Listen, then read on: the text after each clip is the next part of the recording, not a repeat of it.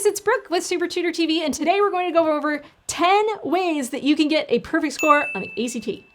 So I, as an adult, have scored 36 out of 36 on the ACT composite, and I've also coached a student to a 36 out of 36 composite, and I've also had a lot of students get a 36 on individual sections of the test. So what I'm gonna do is try to share with you some of the tips that I have for how do you go about getting the best score humanly possible on that test. Number 1, practice as much as humanly possible. If you want to get a perfect score, you have to really know this test. And the best way to know the test well is to practice as much as you can. The good news with the ACT is there are quite a few resources that you can use to get a hold of real ACT tests. You should probably pick up a copy of this book. This book is great because it has real tests in it. There's 5 real tests. And then it has thorough explanations about why every answer choice is wrong. I'm gonna warn you that the essay in this is outdated, so do not prep from the essay in this book. This is the 3rd edition. You might have another one that says 3rd edition on the front, and both 3rd editions, even though they have totally different looking covers, are the exact same book, so don't be fooled by it. The second thing that I recommend that you do is get on the internet and find yourself some more real ACT tests. There are a handful of real tests that the ACT has released over the years. Do as many of those as you humanly possibly can, and that's gonna help you get to know it and do a better job. Number 2, figure out what you were doing wrong. So remember how I just told you to take a bunch of practice tests? Well, yeah, after you finish those practice tests, you need to go over them and figure out what you're doing wrong, and then figure out how do you get it right the next time. If you try to convince yourself that you're actually right and the test is wrong, you're going to keep getting things wrong. What you need to do is put on the mental cap of what this test thinks. Go over the things that you got wrong and understand in what universe is this answer actually better than the answer that I put, and how can I think more like that, right? That's what your job is. Number 3, learn how to pace yourself. You have to be aware of time on the ACT. It is a tough test in terms of time.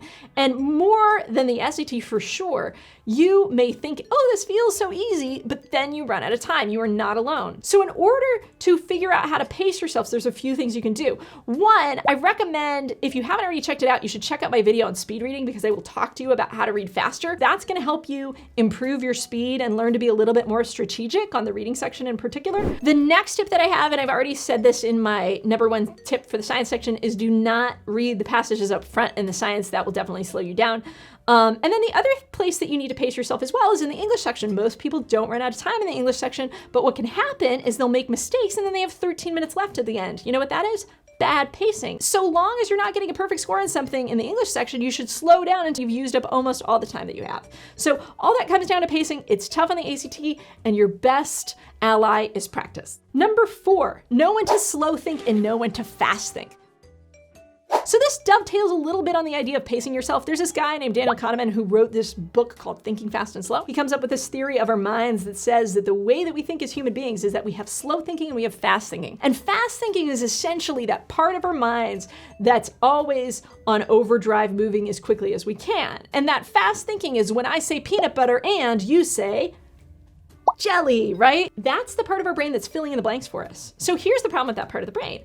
If I really were going to write peanut butter and Jell-O in my essay, and I said I had a peanut butter and Jell-O sandwich, you might miss the Jell-O because you're thinking it says jelly because that was only one little letter. So it's that kind of fast thinking that on this test can get you into trouble, especially when you're reading answer choices, because there might be little tiny swaps. Our slow thinking, on the other hand, is a different part of our mind, and it's the part that's a little bit slower and a little bit more careful and a little bit more cautious, right? That's the part of your brain that if I said, what is 17 times 24, and you had to do that problem in your head, you very well may be able to do it, but it's gonna take you a minute. That's slow thinking. The secret to the ACT is that you need both types of thinking. You can't just use slow thinking or you will never finish this test. So what you have to learn to do is, when can I make assumptions and move really quickly, and when do I need to slow down and be extra cautious and careful? Number 5, make complex questions easier. So particularly on the math and science question, my advice is do not waste your time reading super complex questions that you don't understand at all, getting to the end of them and then going, oh, I didn't get that at all. Take them one little bit at a time, right? If it says in experiment 1, stop yourself, find experiment 1, right? Then it says scientist 2 contended that blah, blah, blah, blah, blah, blah, blah. Don't try to take on too much at a time or you will get confused. Same with the math. Do this part of the problem, then worry about how do I get from B to C. Don't worry about how to get from B to C until you've gotten from A to B, right? So dive in, work through the problem, do one little piece at a time, and don't let yourself freak out. Number 6, read the questions. Don't just put what sounds good. And this particularly is a tip for the English section.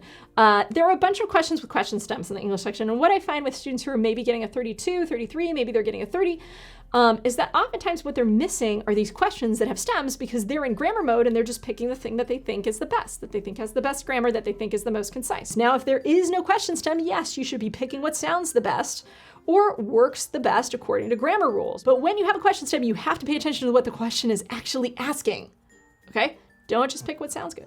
Number 7 is pay attention to context. And what I mean by that is oftentimes if you're not getting the right answer, you haven't done enough research. That means you have to go back to the passage. If you're doing a reading passage, you have to find the answer. You have to do more work. On the science section, it may mean you haven't synthesized the right graphs together and you haven't done enough research to really understand what the answer should be. And on the English section, it may mean that you're looking at this much of a sentence instead of the whole sentence. Or even you're looking at just one sentence instead of the sentence that came before or the sentence that came after. So just remember, if you don't think you know the answer yet, you might not have looked at enough information. That's the bottom line. Number 8 is learn to write well.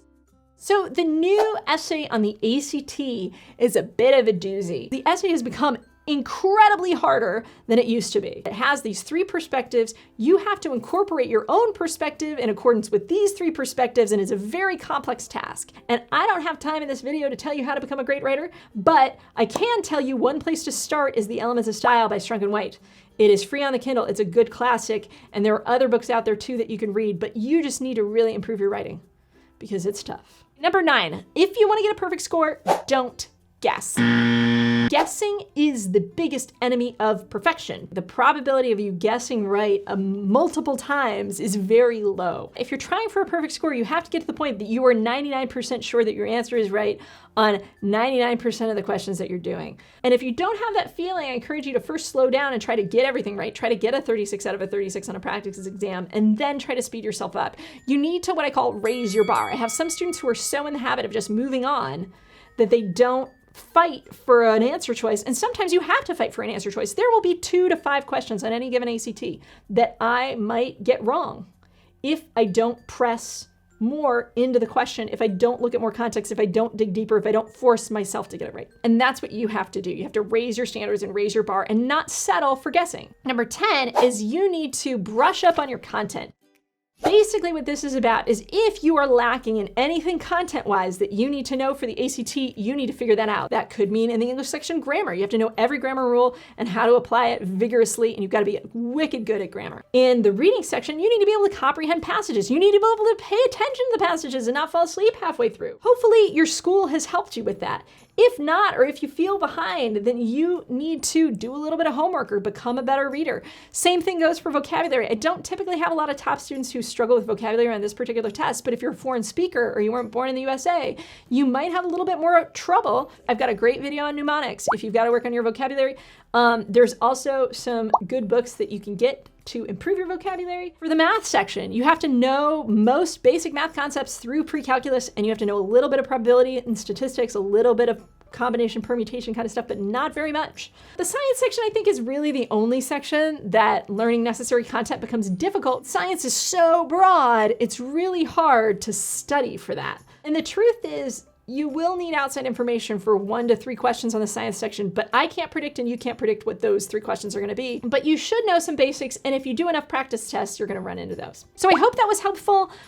Please give this video a thumbs up, subscribe to our channel. You can like us on Facebook, you can follow us on Twitter, and I've also got a Quora page going. You can check out some of my answers to frequently asked questions there.